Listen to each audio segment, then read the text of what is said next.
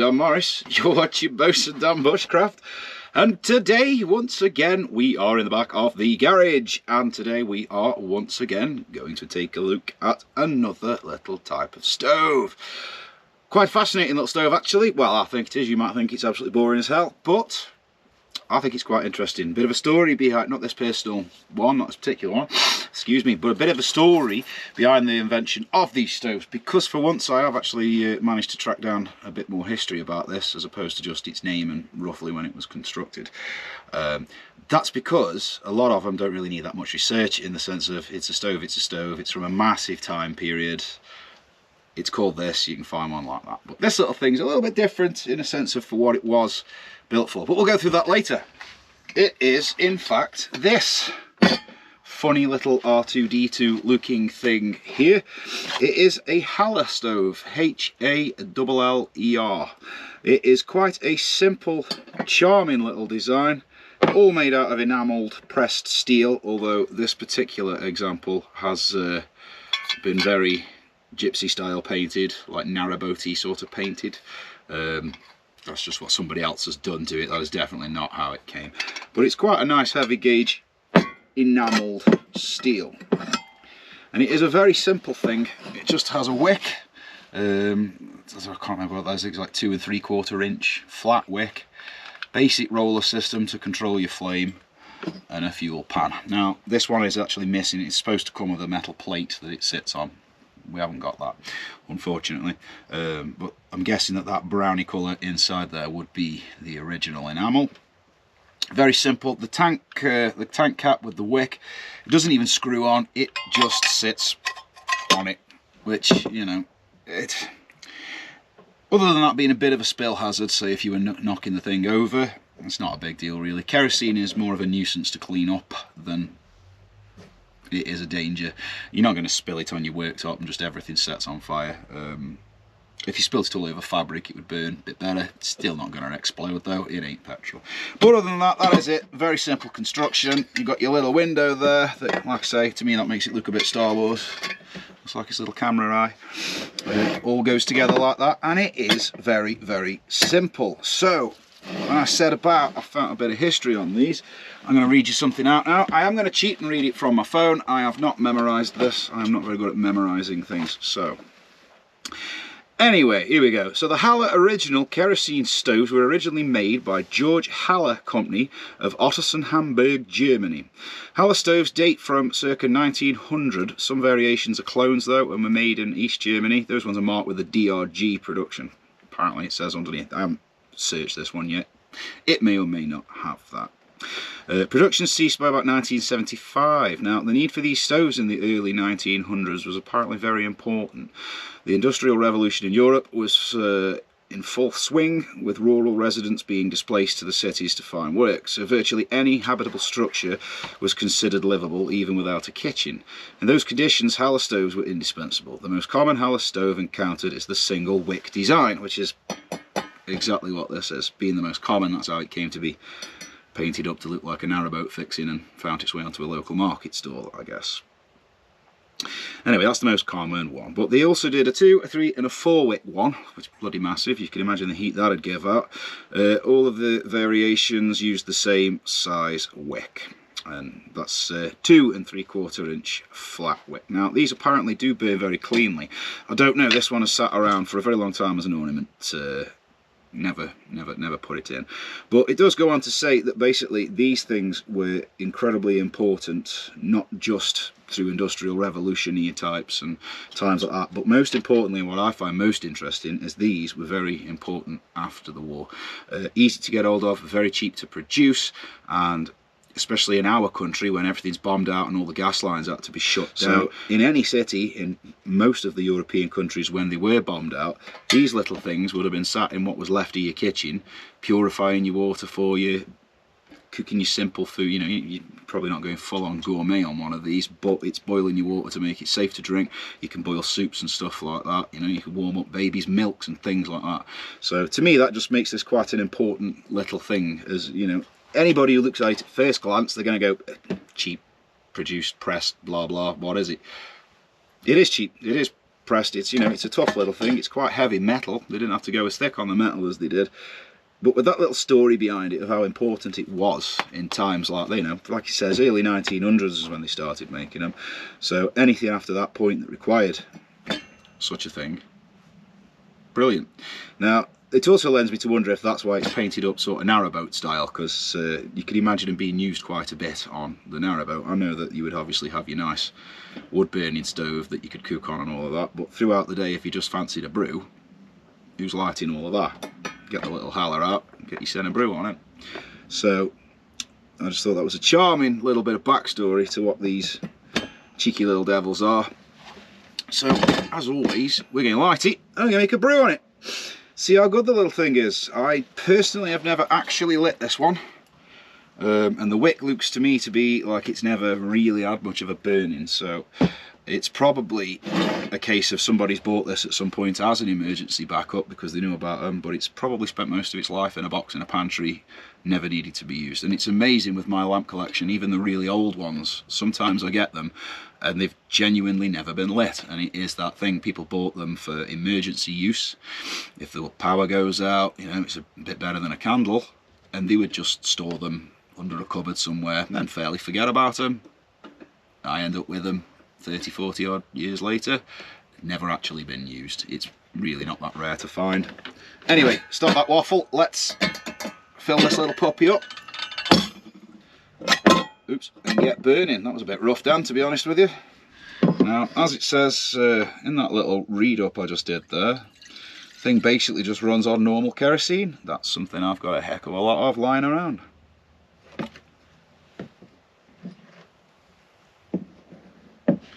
Now, as with anything with a wick, as soon as you, especially that one, because you can see it's clean. It is very clean. It's barely been used, if ever. It doesn't even look burned on the top. A little bit of char in there. I think somebody's at some point lit it to test it. Have a look at it. A bit of advice I'll give everybody right now, whilst you've got it in this bit, make sure your wick's level. Yeah, so that when you wind it up and down, it comes up as level as you can get it. I've seen a lot of people recently making videos of those little kerosene stove things you can get on Temu with the clear see-through window, and you can see this nice long flame. And everyone I've seen use one has made the same mistake. They've messed about with it, knocked the wick on the, so one side's higher than the other, and then when they lit it, it's just smoking like hell. And I'm like, oh, you dude, make sure your wick is nice and flat and level in anything like this.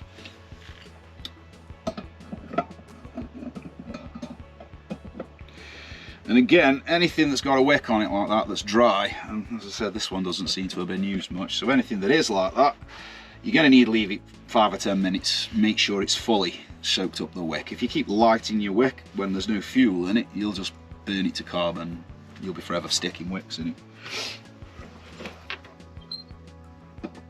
Yeah, so it's been 5 minutes, it's still bone dry. This is what I mean about give it plenty of time to soak it up, especially with a new wick or one that's been let go completely dry. It'll take long. Right then, let's get the popular. I apologise for the low lighting in here today.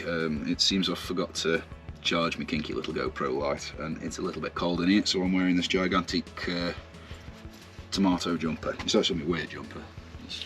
It was just there and I thought, that's really warm, I'm wearing that.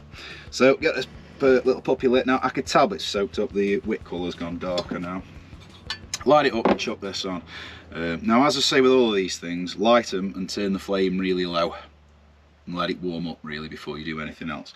That shape in there, you see how it comes up into, I don't know if you can see it all in this light, but you can see how it's a nice curvy shape that comes up.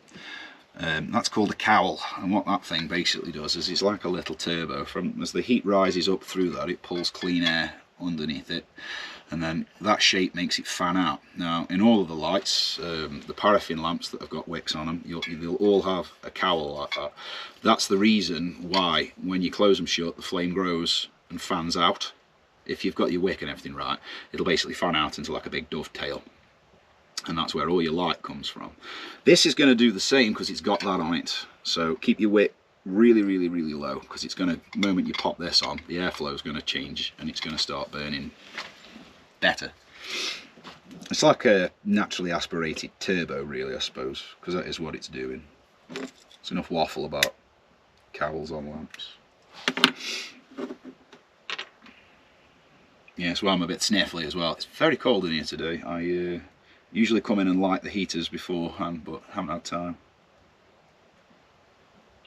So there you go, turn it down nice and low, and when you chuck your cowl over it, yeah, instantly you can see the difference when that goes on. No. Idiot. Lovely. So I'm going to give that just a few minutes to let all this metal warm up, and then I can put the flame up as I want it. That a charming little window to see what's going on with your flame. Lovely.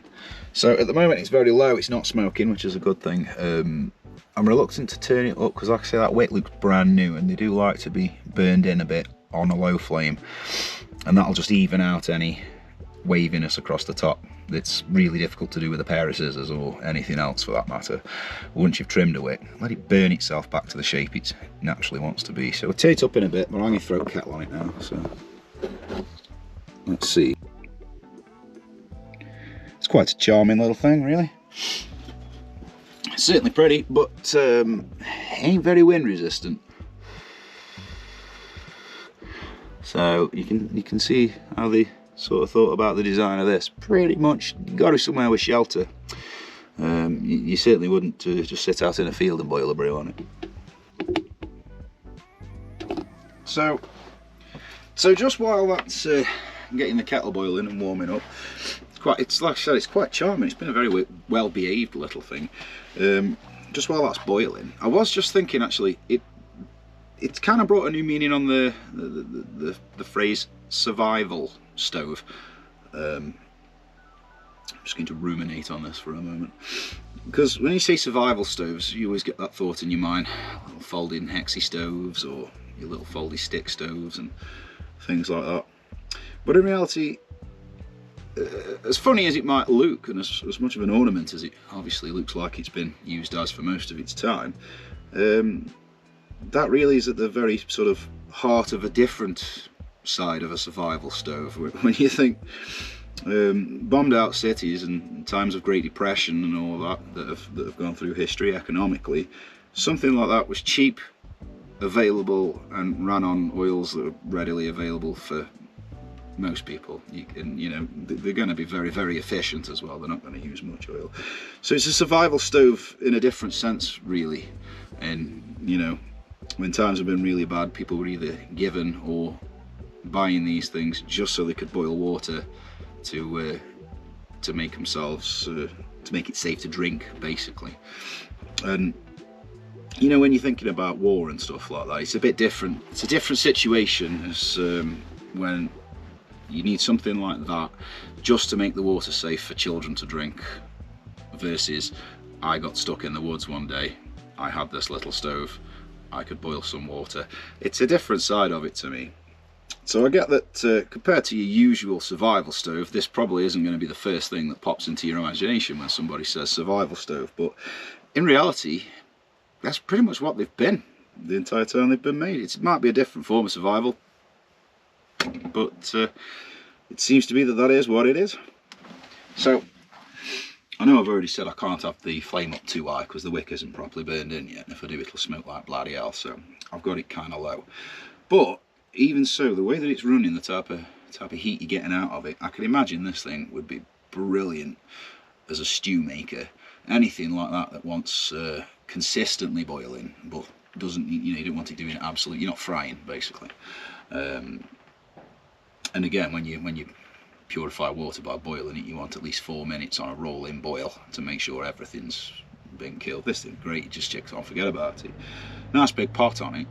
It'd act very much, I think, like a slow cooker and just sit there for hours stewing it away.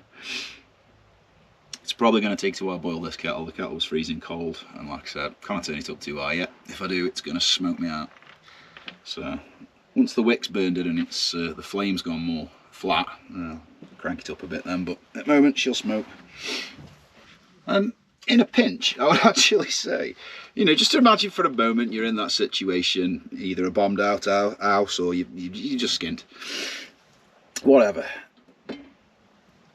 It's actually quite a good backup lighting piece as well, to be fair. Like I say, just turn it down so it's not smoking. It's a relatively efficient little lamp as well. There's a lot of light coming out of this little window on front of it. If that's all you'd got, I'd happy use it as a little area light as well. It's not the quickest of cats. Can just about hear it starting to whistle. It sounds like a cat wheezing at the moment. There we go. It's whistling. Woo! So it boiled in about 6 weeks. It is now March, and I need another haircut. Now, in all seriousness, it's not the fastest boiling stove I've ever used. In all fairness, it probably did it in just about half an hour, really. But I don't think speed's really the point. Like I said, if you want something for that slow rolling boil, purifying water, boiling stews and stuff, this thing would be brilliant at it. But I guess, as well though, you've got to think, like, when I read that thing out, it did say that they made 2, 3 and 4 wick versions of it as well. So this will be its sort of coldest equivalent with the single wick, but it did the job. It boiled the water, and now I have a brew. But lovely. But having said what I'd said about being a lamp, well, now that got me to thinking. So I'm going to do my usual thing that I do when I've got tinfoil around, and that's use it for everything other than what you're supposed to use it for, as I don't like cooking in tinfoil, which I believe is the point. I seem to use it for everything else. I test it out as a lamp, but do a bit more of a better job.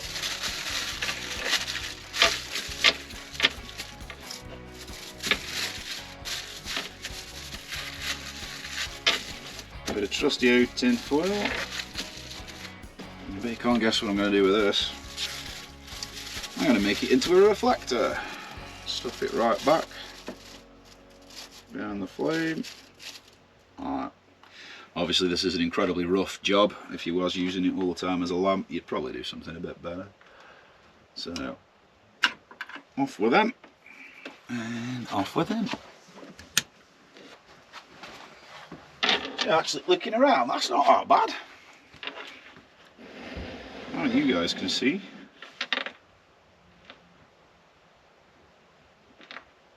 It's not an awful lamp. So if I turn it around and show you against the wall there how much light it's giving out. Well, in an emergency, if you haven't got any other light, I'd be happy enough to use that. It does the job, doesn't it? You can see with it. So yeah. You can see me now. Yay. That is actually quite effective, really. Nice little warming effect off. It's almost like a little mini fire as well with that reflector there. And obviously, once your wick has burned flat, you can turn it up a bit more. It's just giving off what I think it's me blowing on it as I'm talking is making it waft smoke like that. But yeah, lovely. So there we have it, guys. The charming little Hella stove. And a jolly massive brew. Yeah, nice little thing. I'd recommend them to anybody if you're into such a thing, or maybe you just like collecting them. Charming little bit of kit to add to your collection, and you know, in a power cut, still very relevant, still very good for boiling your water and all of that whatnot, if that's all you've got. But that's all from me today. That's all I need to waffle on about this little thing, and it's pretty much all I need to waffle on anyway. So as always, guys, get yourselves out there, get having fun, be safe, get bushcrafting, get bungee jumping, get with it, get yourselves one of these, boil yourselves a brew, and you know, the more of these things you buy, the more you tend to look forward to and hope for power cuts, just so you can play with all your toys. But there we go, that is all from Bosun Dan today, and I shall be back with you with another video very soon. Now I'm off through my imaginary doorway over here.